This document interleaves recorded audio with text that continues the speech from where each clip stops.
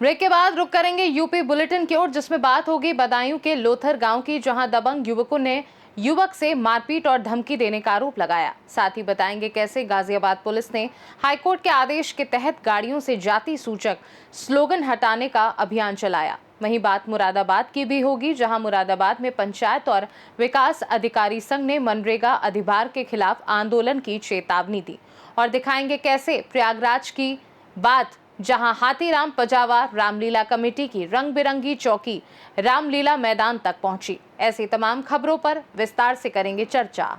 बदायूं से खबर है, जहां ट्यूबवेल से घर वापस आ रहे युवक ने गांव के युवकों पर मारपीट का आरोप लगाया है। दरअसल बीच रास्ते में कुर्सी डालकर दबंग बैठे थे।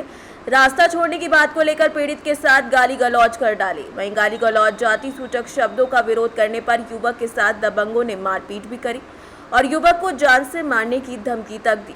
बताया जा रहा है कि कुछ माह पूर्व भी दबंगों ने युवक के साथ मारपीट की थी, जिसका वीडियो अब सोशल मीडिया पर वायरल हो रहा है। थाने पर शिकायती पत्र देने के बाद भी पीड़ित की कोई पुकार नहीं सुनी गई है। मजबूरन पीड़ित ने वरिष्ठ पुलिस अधीक्षक बदायूं से मामले की शिकायत की है।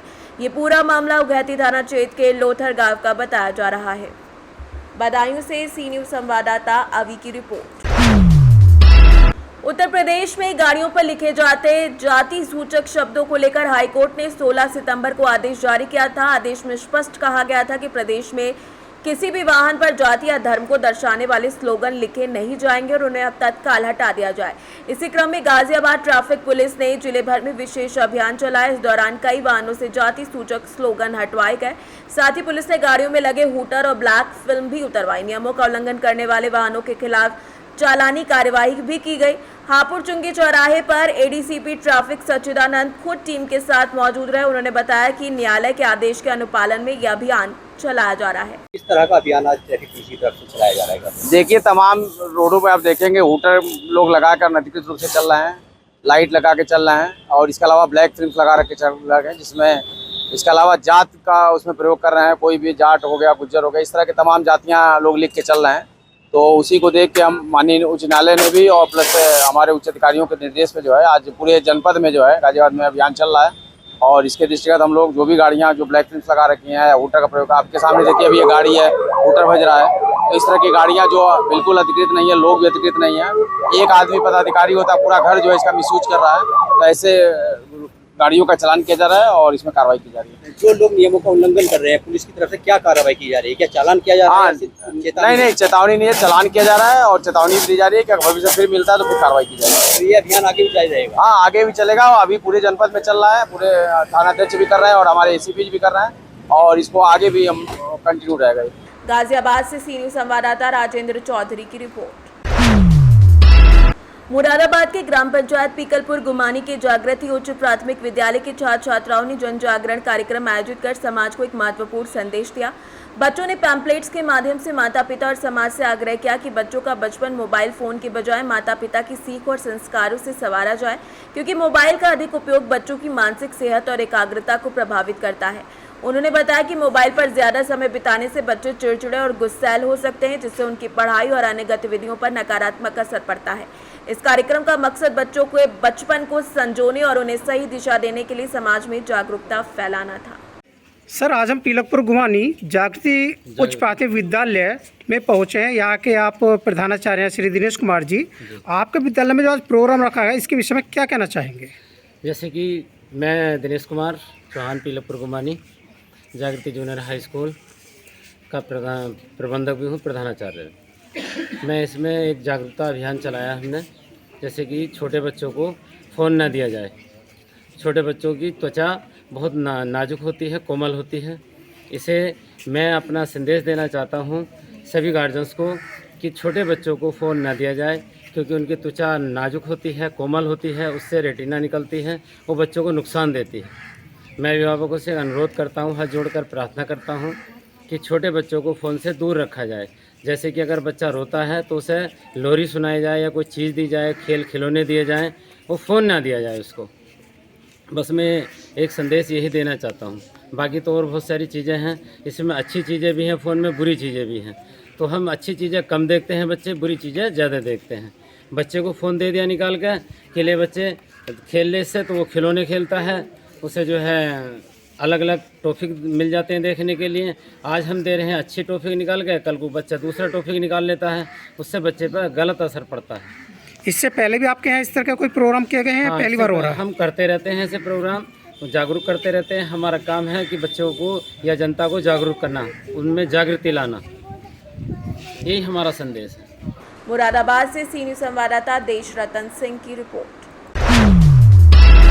मुरादाबाद के भगतपुर विकासखंड में मंगलवार को ग्राम पंचायत अधिकारी संघ और ग्राम विकास अधिकारी संघ की संयुक्त बैठक आयोजित हुई, जिसकी अध्यक्षता जिला अध्यक्ष विनोद कुमार सागर महेंद्र सिंह ने की। बैठक में बड़ी संख्या में ग्राम प्रधान, पंचायत सचिव, सहायक विकास अधिकारी, अन्य पदाधिकारी मौजूद रहे। बैठक में बताया गया कि वित्तीय वर्ष 2021-22 में मनरेगा ऑडिट के दौरान ऑडिटरों ने लगभग संपूर्ण धनराशि का आधी भार ग्राम प्रधानों, पंचायत सचिवों और खंड विकास अधिकारियों पर थोप दिया है, जबकि वास्तविकता यह है कि साल 2013 के बाद से मनरेगा खातों का संचालन ब्लॉक स्तर पर लेखाकार और खंड विकास अधिकारी द्वारा किया जा रहा है और मजदूरी का भुगतान PFMS के माध्यम से सीधे श्रमिकों के खाते में किया जा रहा है। अधिकारियों ने कहा कि साल 2013 से 2020 तक सहकारी समितियों, पंचायत स्तर पर कोई लेखा परीक्षण नहीं हुआ, लेकिन अचानक सोशल ऑडिट और CAG द्वारा आंतरिक ऑडिट किया गया, जो नियम के विरुद्ध है। इस आधार पर 500 से अधिक ग्राम पंचायतों पर मनरेगा की पूरी धनराशि आधी बार लगाया गया है। संघ पदाधिकारी ने इसे मनमानी और नियम विरुद्ध बताया है और चेतावनी दी है कि आधी बार वापस नहीं लिया गया तो पंचायत अधिकारी, संघ विकास अधिकारी संघ आंदोलन करने को मजबूर होंगे। इस बैठक में प्रधान संघ के अध्यक्ष नवाब अली, सचिव संजीव कुमार राणा, विनय आशीष, जरीफ अहमद, पुष्पेंद्र कुमार, सत्यम गौड़ समेत कई लोग मौजूद रहे। अध्यक्ष जी, आज आपने भगतपुर ब्लॉक में एक मीटिंग का आयोजन किया है, क्या आपकी मांग है? देखिए, एक इस समय अभियान चला रहे हैं कि हम हर ब्लॉक खंड में जाकर के अपने साथियों की जो दिक्कतें हैं उनके बारे में लोगों से बात कर रहे हैं और उनके निराकरण के लिए प्रयास कर रहे हैं। सबसे बड़ी समस्या जो वर्तमान में है वो वित्तीय वर्ष 21-22 के मनरेगा ऑडिट को लेकर के है। उस समय के जो तात्कालिक आपके ऑडिटर्स थे, उन्होंने सभी जितना भी पैसा उस वित्तीय वर्ष में खर्च हुआ था श्रमिकों के भुगतान पे और बाकी कार्यों पे, वो पूरा का पूरा उन लोगों ने अधिभार अध्यारोपित कर दिया है ग्राम पंचायतों में और उसको सीधे तौर पे ग्राम विकास अधिकारी या ग्राम पंचायत अधिकारी, ग्राम प्रधान और खंड विकास अधिकारियों को उसमें आरोपित मानते हुए पूरी धनराशि का उन्होंने अधिभार अध्यारोपित किया है, जो सिद्धांततः और व्यावहारिकता पूर्णतः गलत है, जिसके विरोध में आज हम विकासखंड भगतपुर टांडा में आए हुए थे। हमारे बीच में विकासखंड भगतपुर टांडा के ब्लॉक अध्यक्ष श्री नवाब अली जी भी हैं और ग्राम पंचायत अधिकारी एसोसिएशन के जिला अध्यक्ष महेंद्र सिंह जी भी हैं। इस विषय को लेकर के अभी चर्चा की गई है और इसमें काफ़ी सफलता हम लोगों को मिलती दिख रही है, क्योंकि यहाँ पे सभी ग्राम प्रधानों का हमें सहयोग है। सर, ये कौन कौन से ब्लॉक में चल रहा है? देखिए सर, ये बड़ी ख़राब बात है कि मनरेगा मुरादाबाद में 2009 में प्रारंभ हुई, परंतु 2013 तक जब हम खाते का संचालन कर रहे थे तो हमने ऑडिट कराया। 2013 में व्यवस्था बदल गई। 2013 से 20 तक इसका पैसा जो आता था मनरेगा का श्रमिकों के खाते में PFMS के माध्यम से विकासखंड स्तर से ट्रांसफ़र होता है, लेकिन उस 2020 के बाद में अचानक से 21-22 में पुनः ऑडिट प्रारंभ कर दिया गया। ना तो इसके लिए हमें कोई शासनादेश उपलब्ध कराया गया, ना ही अभिलेख उपलब्ध कराने के लिए हम लोगों को कोई लिखित रूप से कोई अभिलेख उपलब्ध कराया। ठीक है, मौखिक सब कुछ चलता रहा। उच्च अधिकारियों के भी निर्देश थे कि आपको अभिलेख उपलब्ध नहीं कराने हैं, जिसका परिपालन करते हुए हमने अभिलेख उपलब्ध नहीं कराए थे और इसी कारण से उन्होंने पूरा जो कि पैसे का ट्रांजैक्शन ऑनलाइन हुआ था उसको अधिभार अध्यारोपित लोगों ने कर दिया। क्या मांग करना चाहेंगे अपने उच्च अधिकारी? मांग हम अपने उच्च अधिकारियों से पीछे मिल करके हमने अपनी बात को रखा है और उच्च अधिकारियों का हमें आश्वासन दिया गया है कि इस समस्या का निराकरण वो शीघ्र करें। अगर ये मांग आपकी पूरी नहीं होती तो क्या अगला कदम उठाएंगे आप? इसी चीज़ के बारे में मैं आपको बताऊं कि कुछ 2-3 दिन पहले हमने प्रधान संगठन के आह्वान पे एक बैठक बुलाई थी, जिसमें जिले के लगभग 500 ग्राम प्रधानों को हमने आमंत्रित किया था। तो उसमें लगभग 300 के आसपास ग्राम प्रधान आए थे बैठक में। सभी लोगों ने कहा था कि जो अगर ये अन्यायपूर्ण जो कार्रवाई की गई है, अगर इसको नहीं रोका गया तो आगे से मनरेगा के कार्यों को बंद कर देंगे, साथ ही साथ ग्राम निधि के कार्यों को भी जो है बाधित करेंगे। अगर में एक मीटिंग का आयोजन किया, कहना चाहेंगे इसमें? देखिए, मीटिंग का आयोजन ब्लॉक सभागार में जो हुआ है प्रधान संघ को लेकर हुआ है। मैं यहाँ का विकासखंड भगतपुर टांडा का प्रधान संघ का अध्यक्ष हूँ और जो 21-22 के ऑडिट को लेकर जो पूरे ज़िले में चल रहा है, जो लोगों की रिकवरियाँ निकली हुई हैं ग्राम पंचायतों की, उसके संबंध में मीटिंग की गई है। पूरे उत्तर प्रदेश में ये केवल एक मंडल मुरादाबाद ऐसा है जहाँ के रिकवरियाँ निकाली गई हैं, और बाकी इसके अलावा कोई भी मंडल, कोई ज़िला ऐसा नहीं है। ये गलत तरीके से बिना बाउचर देखे, बिना रिपोर्ट देखे और रिकवरी निकाल दी गई हैं। इसके उसी संबंध में मीटिंग यहाँ ब्लॉक स्तर पे भी हो रही है और ज़िले स्तर पे भी मीटिंग हुई है। और अगर इसमें हम लोगों के साथ, ग्राम पंचायतों के साथ अगर सही तरीके से जो है इसमें न्याय नहीं हुआ तो चाहे इसके लिए कोर्ट जाना पड़े। मुरादाबाद से सी न्यूज़ संवाददाता जाबिर हुसैन की रिपोर्ट। प्रयागराज में हाथीराम पजावा रामलीला कमेटी की चौकी शाम को रंग बिरंगी लाइटों से सजाकर निकाली गई, जिसमें राम और लक्ष्मण की प्रतिमाएं विराजमान थी। भक्त चौकी के आगे हाथ जोड़कर आशीर्वाद ग्रहण करते हुए पुष्प बरसा रहे थे। हनुमान जी की अगुवाई में ये चौकी शाहगंज से शुरू होकर ठटेरी बाजार, कोतवाली, रानी मंडी होते हुए अतरसुइया रामलीला मैदान पहुंची, जहां रामलीला मंचन हुआ, जहां पर कोतवाली और अतरसुइया थाना समेत अन्य पुलिस अधिकारियों और जवानों ने चौकी को सुरक्षित रूप से रामलीला मैदान तक पहुंचाने में अपनी जिम्मेदारी निभाई। प्रयागराज से सी न्यूज़ संवाददाता जाबिर हुसैन की रिपोर्ट। प्रयागराज के थाना खुलदाबाद अंतर्गत खुलदाबाद चौराहे पर नगर निगम की गाड़ी ने एक एक्सीडेंट किया। पब्लिक में बहुत ज्यादा क्रोध था। भीड़ ने नगर निगम की गाड़ी का शीशा तक तोड़ दिया। बता दें कि भीड़ बहुत ज्यादा होती जा रही थी। सिविल डिफेंस के इफ्तिखार अहमद ने थाना खुलदाबाद फोन करके पुलिस फोर्स को सूचना दी, जिसके बाद खुलदाबाद थाने की पुलिस ने तुरंत आकर पब्लिक को शांत कराया। बता दें कि नगर निगम की गाड़ी को पुलिस खुलदाबाद थाने ले आई है। वहीं ड्राइवर ने गाड़ी से कूदकर अपने आप को भीड़ से बचाया। प्रयागराज से सी न्यूज़ संवाददाता जाबिर हुसैन की रिपोर्ट। प्रयागराज से खबर है, जहां पर शहर पश्चिम विधानसभा चकिया में बच्चा हलवाई तिलक टेलर के सामने से लेकर मन्ना चक्की तक 4 बिजली के खंभे एक साथ गिर पड़े। किसी प्रकार की कोई जानमाल की हानि नहीं हुई, लेकिन बड़ा सवाल यह है कि अगर कोई हानि पहुंचती तो इसका जिम्मेदार कौन होता।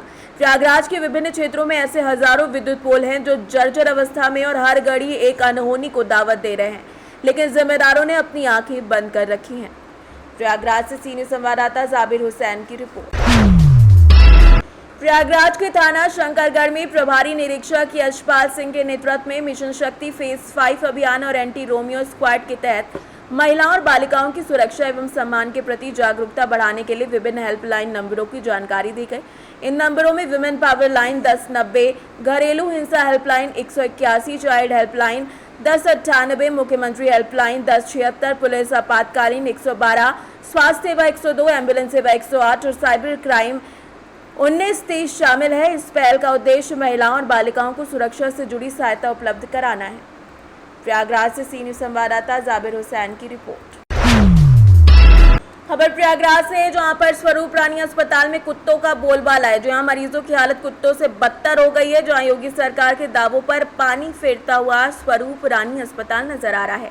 एक तरफ तो योगी सरकार दावा कर रही है कि अस्पतालों में मरीजों को बेहतर सुविधा प्रदान की जा रही है, वहीं प्रयागराज के स्वरूप रानी अस्पताल में ऑपरेशन थिएटर के बाहर कुत्तों ने अपना आशियाना बना लिया है। अस्पताल की व्यवस्था गंभीर स्थिति में है। अस्पताल के मरीज रात में टॉर्च की रोशनी से अंधेरा दूर करते हुए नजर आते हैं।